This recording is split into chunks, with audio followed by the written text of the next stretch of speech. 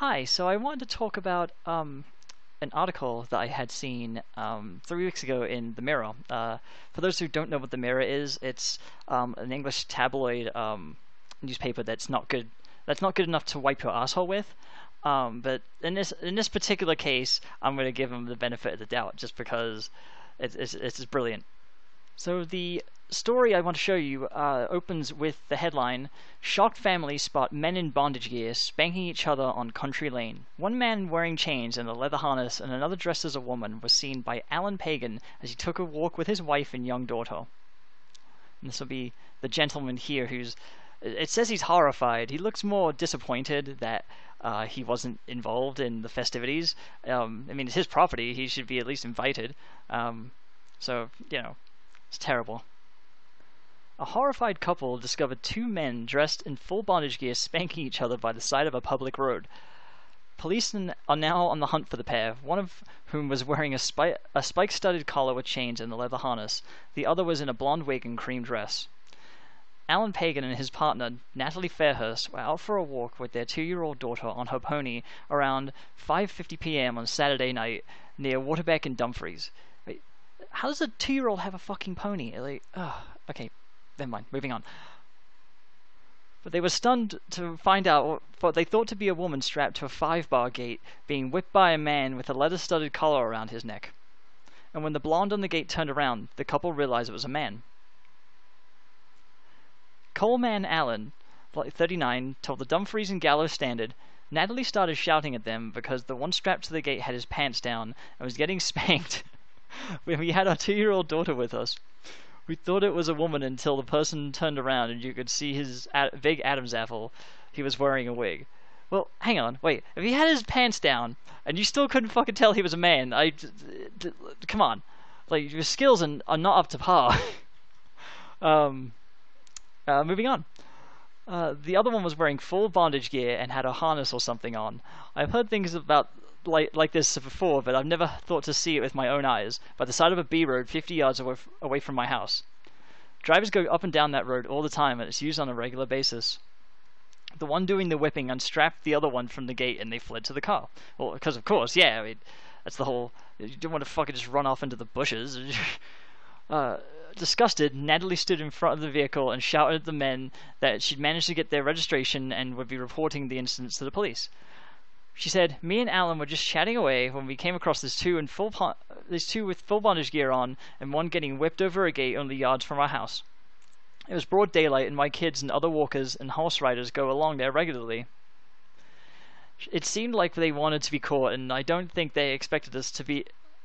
because they say we were raging is an understatement. Well, for the whole part of the excitement of doing that kind of crap in public is from the excitement of potentially getting caught, so you're bound to get caught sooner or later. But yeah, you would be correct, bitch. Like, good on you." Alan said to the men, Alan said the men, "Wheels spinned away, and we walked on for about half a mile in total shock. We didn't say a word to each other because we were tripping over our own bottom lips. We were shocked that they didn't seem to be trying to hide what they were up to. There must be something wrong with their heads to do that next to a public road. Our 2-year-old is oblivious, thankfully, and we're glad we don't have our other children with us, age 15, 12, and 6. Alan and Natalie reported the incident to the police. A police spokesperson confirmed that they are investigating a report of 2 males acting in an inappropriate manner near a road end at a farm near Waterbeck at around 5:30 on Saturday, and would like to hear from anyone who was in the area at the time. The spokesperson said the first man is being described as in his late 50s or early 60s, about 5'8" inches tall, medium build, short, thinning grey hair, wearing a white shirt and spike-studded collar with chains and a leather harness. The second man is believed to have been in his late 50s, 5 feet 8 inches tall, wearing a blonde wig and a cream dress. Both men left the scene in a grey car when disturbed. If anyone who can assist should contact the police Scotland on 101. Well, wait, this happened in Scotland? Good fella, this is what you're up to in frickin' Scotland. How come you don't invite me to these things? Such bullshit. Having all the fun without me.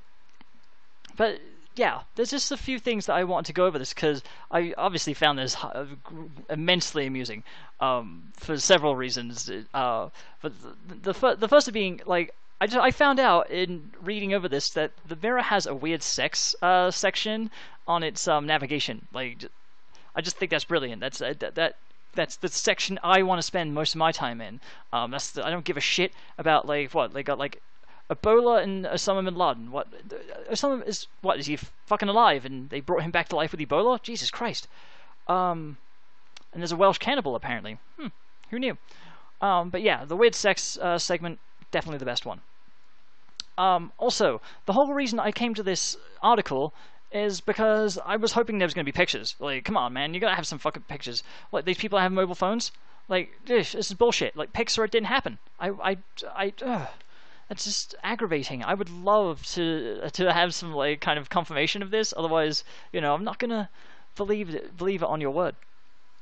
And what are the police really gonna do if they catch him? Like, they have like no BDSM zones in Scotland. Like, they have like they're gonna catch these guys and be like, well, yes, we have you now. But you didn't read the sign that said no spanking in between here and 200 yards from there. Oh, well. No, officer, we're sorry. Well, we still have to fine you the regular BDSM tax. I don't know what, whatever.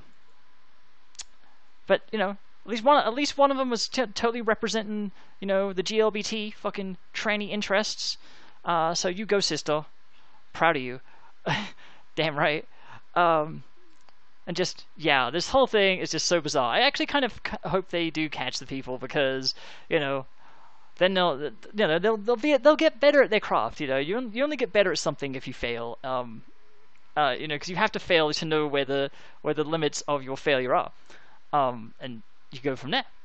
So yeah, I'm hoping that they get caught and they do have to face some kind of justice, but then they'll learn how to do it even better next time so they don't get caught. So I'm in full support of your craft. But I don't even know if they've even caught the people yet. There's no follow-up story.